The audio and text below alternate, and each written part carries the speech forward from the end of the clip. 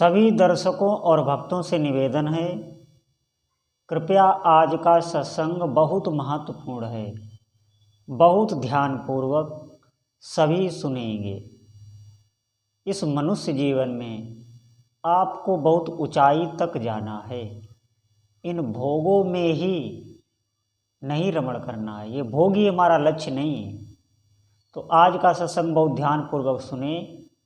आज मैं आपको बताऊंगा कि साधना करने से लाभ क्या मिलता है, क्यों साधना, मनुष्य जीवन में साधना को बताया गया है, क्यों हमें साधना करनी चाहिए। बहुत ध्यानपूर्वक आप सुने। देखिए, मनुष्य जीवन जब बालक जन्म लेता है से उसे माया घेर लेती है, पूरा पूर्व जन्म का विस्मरण हो जाता है और इस जन्म की क्रिया प्रारंभ हो जाती है। हम ये जान नहीं पाते, यही रहस्य, यही पर्दा है, यहीं पर पर्दा पड़ा है। आप देखना, कोई भी साधना आप जब प्रारंभ करें तो देखना आपका मन ही कितना विक्षेप देता है। हम बाहर की नहीं प्रतिकूलता, पहले आप देखना आपका मन ही नहीं लगेगा, क्लेश का अनुभव होगा आपको प्रारंभ में एक भार सा लगेगा। निश्चित मानिए, जिस भी कार्य में प्रारंभ में जो भी कार्य क्लेशपूर्ण होता है वही बाद में शांति देता है, और जिसमें प्रारंभ में सुख ही सुख अनुभव होता है वो बाद में क्लेश देता है। ध्यान रखना इस बात को।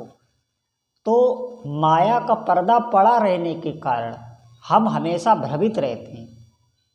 ये माया त्रिगुणातीत, तीन गुणों से, सतोगुण, रजोगुण और तमोगुण, ये बराबर चलते रहते। इन्हीं से हमारा अंतःकरण, जिसे सूक्ष्म शरीर कहते हैं, वो प्रभावित रहता है, इन्हीं से प्रभावित रहता है।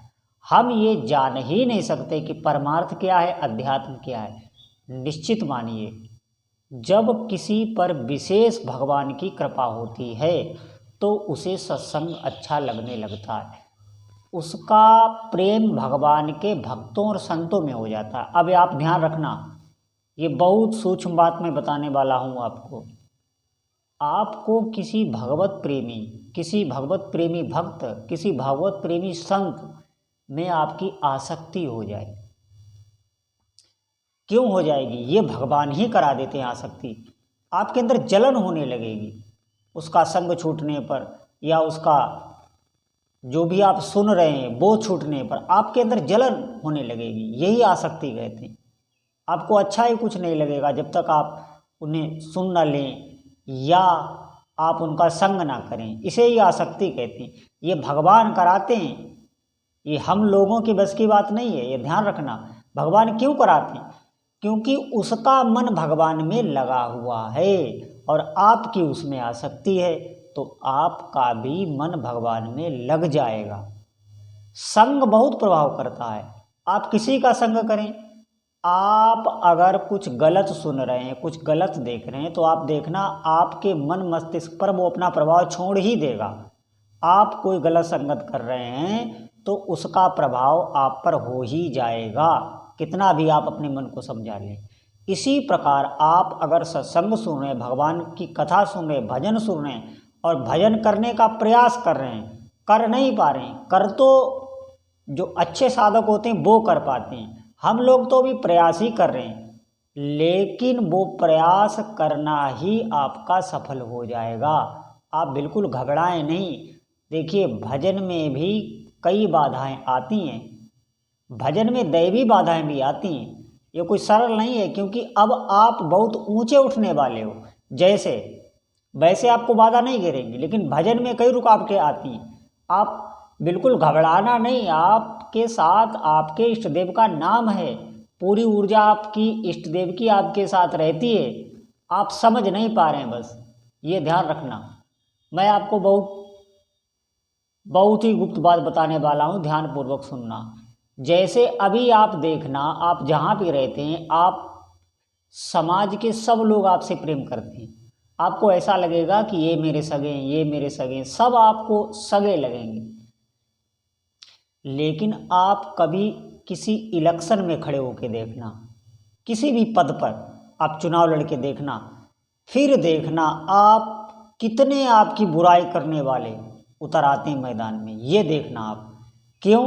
क्योंकि अब आप किसी पद पर जा रहे हैं, तब बुराई करने वाले आते हैं। इसी प्रकार अभी तो हमें ये लग रहा है कि हाँ बहुत अच्छा है, बहुत अच्छा है, लेकिन जो ही आप साधना प्रारंभ करेंगे तो आपका मन बुद्धि ही आपको धोखे में रखेगा, वो ही आपको नहीं लगने लगेगा। इसीलिए सत्संग आवश्यक। सत्संग के शब्दों को सुनकर आपके अंदर विश्वास बढ़ेगा और उसी विश्वास रूपी ऊर्जा से आप भजन कर पाएंगे। आप ध्यान देना, हो सकता है साधना जब आप कर रहे हो तो कई प्रकार के आपको काम, क्रोध, लोभ, मोह भी घेरने लग जाए। क्यों? वो है नहीं, वो निकल रहा है, वो जो पहले से जमा था वो सब निकलता है। ध्यानपूर्वक सुनना। जैसे आप किसी घनघोर जंगल से रोज जाते हो, कोई रास्ता हो घनघोर जंगल से, तो आप उससे रोज जाते हो। ये एक उदाहरण है, बहुत ध्यानपूर्वक सुनना। आप रोज उस रास्ते से जाते हैं, उसमें बहुत प्रकार के हिंसक जीव रहते हैं, बहुत कीट पतंग से लेकर और एक से एक जीव उस जंगल में रहते हैं। लेकिन आप रास्ते रास्ते जाते हैं, आपको पता नहीं। और एक दिन जब आप जा रहे थे तो उस जंगल में आग लग गई, तो उसमें से इतने जीव निकलेंगे कि आपको हैरानी हो जाएगी कि मैं इसी रास्ते से रोज निकलता था, आज ये इतने जीव कहाँ से आ गए। क्यों? क्योंकि जंगल में आग लग गई, वो सब निकल निकल कर भागने लगे। ठीक इसी प्रकार हमारे अंतःकरण में सब भरा हुआ है। जब आप साधना प्रारंभ करते हैं तो वो सब निकलने लगता है। ध्यान रखना, आपको किसी प्रकार भी डरना नहीं। आप ऐसे रास्ते पर हैं जो सत्य मार्ग है, आप बिल्कुल घबराना नहीं। थोड़े ही दिनों बाद ज्यों ही आपके ये कर्म नष्ट होंगे, आपका जो सूक्ष्म शरीर है वो जागृत होने लगेगा। पहले सूक्ष्म शरीर जागृत होता है। आप देखना, क्या आप उपासना कर रहे हैं, आपको कोई अनुभव नहीं हो रहा है? बहुत सारे संकेत आपको होते हैं। जो जागरूक होते हैं उन्हें बहुत से अनुभव होते हैं। हम लोग बहुत चीज़ जान नहीं पाते, ध्यान नहीं दे पाते। स्वप्न के माध्यम से जागृत में भी आपको कई प्रकार के आपके इष्ट देवता संकेत देने लगते हैं। आप खुद अपने जीवन में देखना, आपका सूक्ष्म शरीर जागृत होने लगता है। जो सूक्ष्म शरीर होता है वो बहुत ही बलवान होता है, जिसे हम अंतःकरण कहते हैं। मन, बुद्धि, चित्त, अहंकार, ये सूक्ष्म शरीर है। ये आपका जागृत होने लगेगा। आपको बहुत सी चीज़ें पता होने लगेंगी, आपको अलौकिक चीज़ें पता होने लगेंगी। कई आपके अंदर ऐसे ऐसे विचार आने लगेंगे जो आप प्रसन्न रहने लगेंगे। विचारों की दुनिया में आप प्रसन्न रहेंगे। कुछ भी आपके पास नहीं है, लेकिन आपके अंदर एक अद्भुत आनंद आने लगेगा। क्यों? क्योंकि उस भजन ने आपका सूक्ष्म शरीर को बिल्कुल निर्मल कर दिया, वो जागृत हो गया। बहुत सी आभास आपको होने लगेंगे। जो भी घटनाएं घटने वाली हैं उनके आभास होने लगते हैं। बिल्कुल आपकी वाणी सत्य होने लगेगी, आप जो बोलेंगे वो हो जाएगा। और ध्यान देना एक बात पर, उसके बाद कारण शरीर, जिसे हम स्वभाव कहते हैं, वो ही बदल जाता है। ये स्वभाव बदलना बहुत कठिन है, अच्छों अच्छों का नहीं बदलता। स्वभाव कारण, जहाँ पर हमारे संचित कर्म हैं, कर्मों का भंडार है जहाँ पर, वो बदल जाता है। तो अब आपकी कर्म करने की प्रक्रिया ही बदल गई। पाप कर्म बंद हो गए, अब सिर्फ सत्कर्म ही होने लगे। अब आपका जीवन मंगलमय हो गया, दुखों का लेस भी नहीं रह जाता। ध्यान रखना, ये नाम जब ऐसा बदल देता है जीवन कि स्थूल शरीर, सूक्ष्म शरीर, फिर कारण शरीर, और कारण शरीर जो ही आपका बदला तो बस उसके पार ही तो आपके इष्टदेव बैठे हुए हैं मुस्कुराते हुए, वो आपका इंतजार ही कर रहे हैं। हम जान ही नहीं पाते, ये बीच में माया का पर्दा है। नाना प्रकार के भोगों की आसक्ति हमें जलाती रहती है, धन की, स्त्री की और सांसारिक आसक्तियाँ। ये हमारे अंतःकरण को समय कहाँ देती हैं जो हम कुछ अनुभव कर पाएँ। आप देखना बहिर्मुख लोगों को, वो कुछ भी अनुभव नहीं कर पाते, ऐसी बुद्धि पर अंधकार छा जाता है।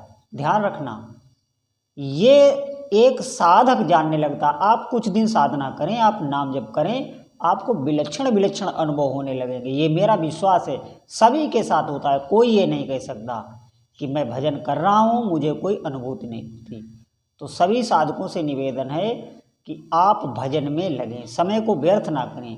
जितना आप आगे बढ़ते चले जाएंगे खुद आपको अनुभव होने लगेगा। जो भी आपके इष्ट देव हैं वो जागृत हैं, वो सर्वज्ञ हैं। ये आप बिल्कुल अपने दिमाग से ही निकाल दीजिए कि आप बाहर उनको कहीं ढूंढें, नहीं, वो आपके अंदर भी है, बाहर भी हैं। आप अपने इष्ट देव को सर्वज्ञ समझें, उन्हीं को सर्वोपरि समझें, और वही हैं सर्वोपरि। रूप बहुत से हैं लेकिन वो शक्ति एक ही है। तो निश्चिंत हो जाएं, और नाम जप में किसी गुरु की भी आवश्यकता नहीं होती। ये नाम जप ही आपको गुरु से मिला देगा। आप ध्यान रखना, नाम ही गुरु है। आप नाम पर ध्यान दें, बाकी गुरु से आपको नाम ही ले जाएगा, या गुरु आ जाएंगे या आपको गुरु जी के पास भेज देगा। आप बिल्कुल धैर्यपूर्वक रहें। नाम जापक की वही गति होती है जो एक अच्छे साधक की होती है जिसने गुरु की।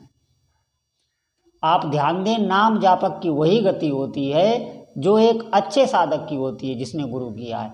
बिल्कुल निश्चिंत रहें इस बात से, नाम ही गुरु है। आप नाम को पकड़ लें और उसका रटन करें। बोलो जय जय श्री सीताराम।